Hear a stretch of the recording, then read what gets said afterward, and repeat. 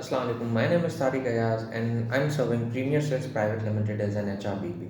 तो welcome to my YouTube channel. आज का जो हमारा टॉपिक है वो है आप अपने वर्क प्लेस पे लोगों के इमोशंस को कैसे मैनेज करते हैं, कैसे बैलेंस करते हैं, या फिर वो क्यों ज़रूरी है कॉर्पोरेट वर्ल्ड या कॉर्पोरेट सेक्टर के लिए। तो आज जो हमने शख्सियत बुलाई है मिस्टर रंजीत कुमार हैं, जो सेल्स एंड कैपेबिलिटी के हेड हैं बर्ग प्राइवेट लिमिटेड में।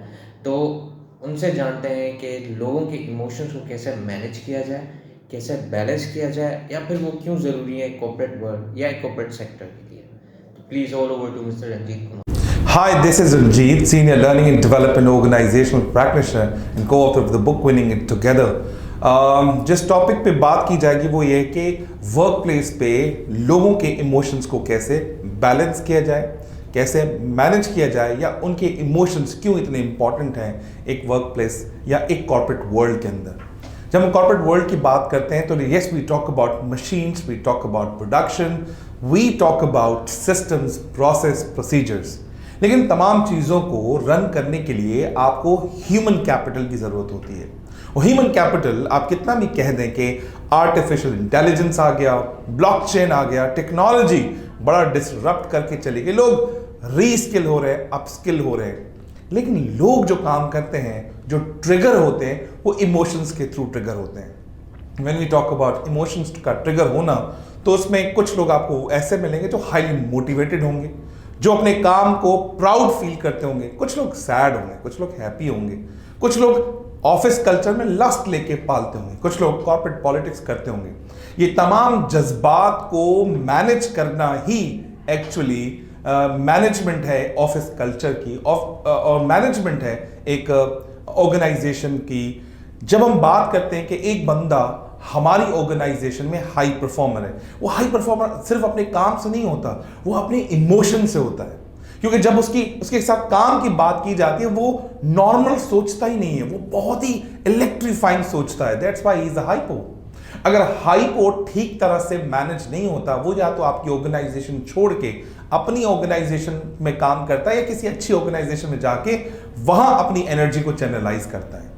फिर आपके पास एक हाई परफॉर्मर है, अगर आपने उसके इमोशंस मतलब उसकी जो भूख है काम करने की, उसको सही से मैनेज नहीं किया। जो मैंने वर्ड भूख इस्तेमाल किया, this is called word a passion, that is the emotion that drive the trigger. अगर आपने उसको भी मैनेज नहीं किया, बैलेंस नहीं किया, तो वो आपका टैलेंट किसी और जगह जाके आपका सीखा हुआ कंटेंट वहां इस्तेमाल करके उनके चार चांद लगा देगा। और अगर आपको पता है कि मेरी ऑर्गेनाइजेशन के अंदर एक ऐसा आदमी है या ऐसा रिसोर्स है जो कहता है रघुपति राघव राजा राम, जितनी तनख्वाह उतना काम, means he is a parasite. वो ये कभी नहीं देखता कि यहां कंपनी चलती कैसे है, बल्कि वो ये देखता है यहां चलती किसकी है। मतलब he is the man who is a bug for the organisation. This is also emotion. अगर इसको भी मैनेज नहीं किया, वो आपकी पूरी ऑर्गेनाइजेशन के अंदर दीमक की तरह चाट जाएगा। Last but not the least, कुछ आपकी ऑर्गेनाइजेशन में सुपरस्टार्स होते हैं।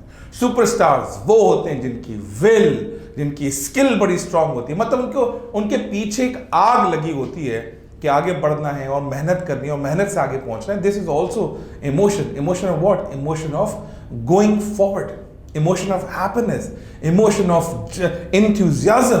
अगर उसको भी बैलेंस नहीं किया, it will work you in reverse.